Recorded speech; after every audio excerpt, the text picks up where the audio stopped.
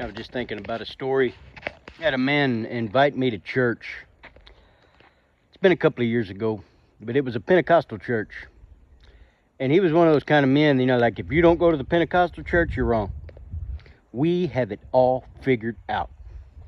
That's cool, I didn't say nothing. But he said, man, you need to come to church with me. Last weekend, we had, I think he said 75 confirmed miracles. Confirmed. He started naming some of them off, and I think the preacher who was preaching sat on the front pew and died for 5 minutes. This is what he told me. And then came back to life. Just came back up. Said, I told you God was good. Started naming off all kind of other miracles. And so I asked him, I said, did anybody get saved? Did anybody accept Christ? Because see, that's really the only raising from the dead that I'm interested in.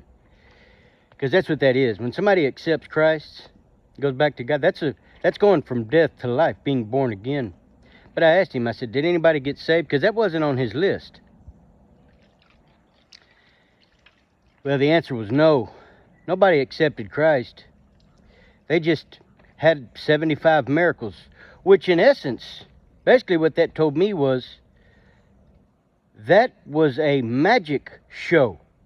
So I question what kind of spirit was in that church.